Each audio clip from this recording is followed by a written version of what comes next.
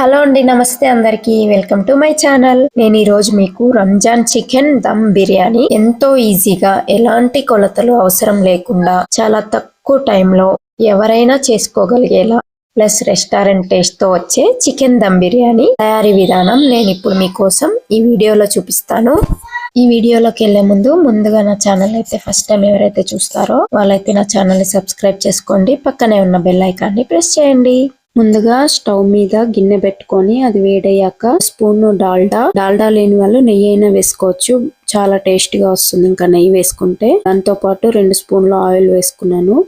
అది వేడయ్యాక 1 స్పూన్ జీలకర్ర, ఇంకా బిర్యానీ ఆకు, ఈ మసాలా, బిర్యానీ పువ్వు, ఇవన్నీ తర్వాత రైస్ లో కూడా కొంచెం వేయాలండి, అందుకని ఇంట్లో తక్కువ వేస్తున్నాను. తర్వాత 1 లవంగం, చెక్క, నిలువుగా కోసి పెట్టుకున్న పచ్చిమిర్చి 2, తర్వాత సన్నగా తరిగిన 1 ఉల్లిపాయను వేసుకోండి.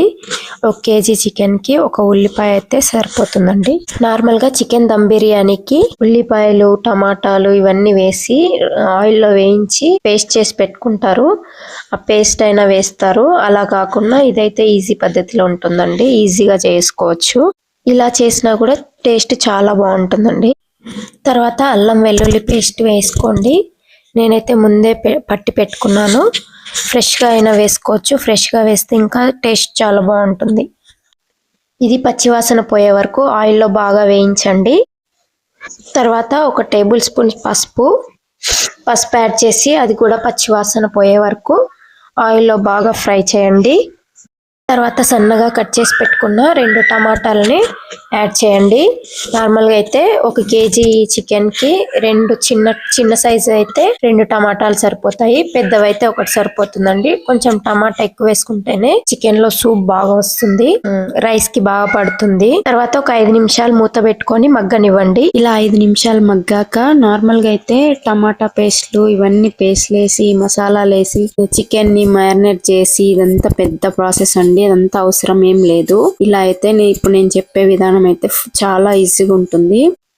ముందుగా చికెన్ ని ఇలా నీట్ గా కడిగి పెట్టుకొని 4 సైడ్లు ఘాట్లు పెట్టుకోండి. ఇలా ఘాట్లు పెట్టడం వలన మసాలాలన్నీ, మనం వేసిన మసాలాలన్నీ చికెన్ లోపలికి పడతాయి, ప్లస్ బాగా ఉడుకుతుంది కూడా. లేకపోతే చికెన్ లోపలంతా ఉడకదండి ఘాట్లు పెట్టకపోతే. నేనైతే ఈ ప్రాసెస్ ని ముస్లిం ఫ్రెండ్స్ ఉన్నారండి మాకు, వాళ్ళ దగ్గర నేర్చుకున్నాను. ఇప్పుడైతే నాకు చాలా ఈజీగా అనిపిస్తుందండి బిర్యానీ చేయడం. చికెన్ పచ్చివాసన పోయే వరకు బాగా వేయించండి. వేయించుకొని పచ్చివాసన అంతా పోయాక మూత పెట్టుకోండి. మూత పెట్టి కొంచెంసేపు మగ్గనివ్వండి. తర్వాత మూత తీసి కలిపి 2 స్పూన్ల కారం వేయండి. కారం అయితే మీరు ఎంత తినాలనుకుంటున్నారో దాన్ని బట్టి చూసి వేసుకోండి. నేనైతే కారం కొద్దిగా వేస్తున్నాను, ఇది చాలా కారం ఉంది. ప్లస్ పిల్లలు కూడా ఉన్నారు, పిల్లలు తక్కువ తింటారు.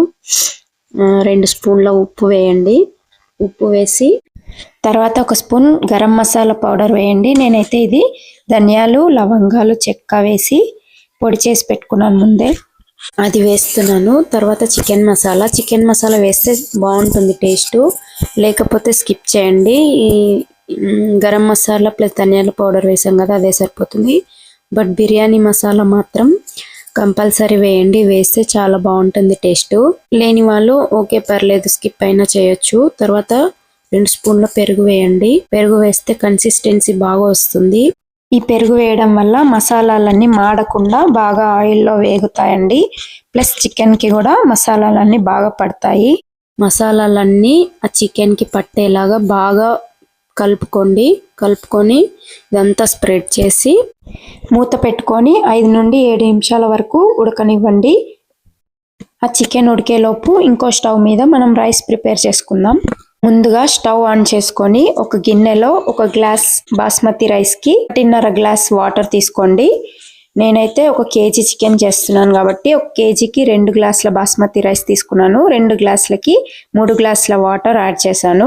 దాంట్లో 2 బిర్యానీ ఆకులు, బిర్యానీ పువ్వు, బిర్యానీ మసాలాలు, కొంచెం జీలకర్ర, 2 స్పూన్ల సాల్ట్ చూసి వేసుకోండి. చికెన్ లో కూడా యాడ్ చేస్తాం కాబట్టి చూసి వేసుకోండి.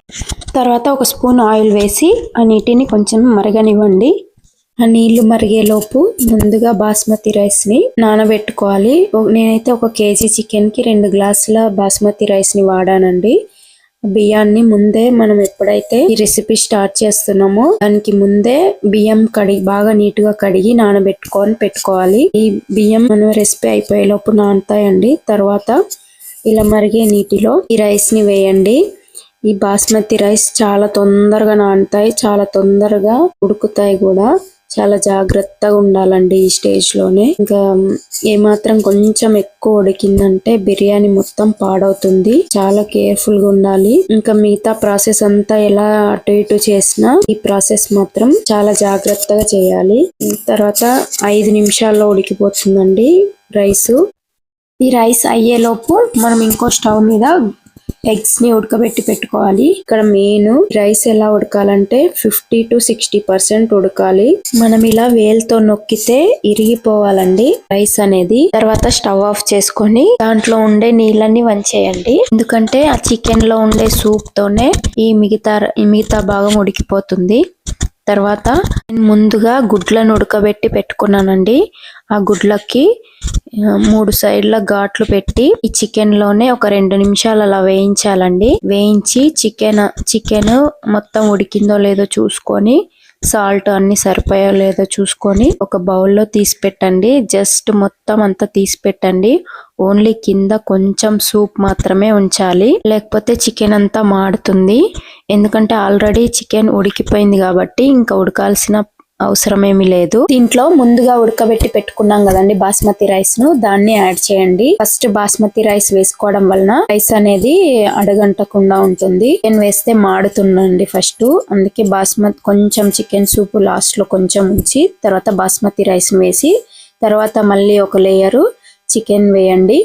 చికెన్ వేసి ఇలా ప్రతి స్టెప్ ఇలా వేయడం వల్ల చికెన్ సూప్ లో ఉన్న వాటర్ అంతా రైస్ కి పట్టి మిగతా భాగం ఉడుకుతుందండి రైస్. మనం ఇందాక 60% రైస్ మాత్రమే ఉడకబెట్టుకున్నాం కదా, మిగతా భాగం అంతా ఇప్పుడు చికెన్ సూప్ తో ఉడికిపోతుంది. తర్వాత రైస్ లేయర్ వేయండి. ఇలా స్టెప్ వేయడం వలన బిర్యానీకి చికెన్ లో ఉండే మసాలాలన్నీ పట్టి బాగా టేస్ట్ వస్తుందండి. మళ్ళీ చికెన్ లేయర్ వేసుకోండి. ఇలా 3-4 లేయర్స్ వేసుకోండి. ప్రతి స్టెప్ లో గార్నిషింగ్ కి నీట్ గా కడిగి కట్ చేసి పెట్టుకున్న కొత్తిమీర, రసము, మీ దగ్గర కుంకుమ పువ్వు ఉంటే కుంకుమ పువ్వు వాటర్ లో యాడ్ చేసి ఆ వాటర్ ని వేయండి. కలర్ఫుల్ గా ఉంటుంది బిర్యానీ. తర్వాత సన్నగా తరిగిన ఉల్లిపాయ ముక్కల్ని ఆయిల్లో వేయించుకొని పక్కన పెట్టుకోండి. అవైనా ఇవి గార్నిషింగ్ కి వేయొచ్చు. అవి ఏవి వేయకపోయినా టేస్ట్ ఏం మారదండి. అవి వేస్తే ఓన్లీ కలర్ఫుల్ గా ఉంటుంది బిర్యానీ అంతే. మళ్ళీ పైన కొత్తిమీరను, తర్వాత మీ దగ్గర నెయ్యి ఉంటే నెయ్యి అయినా వేసుకోవచ్చు.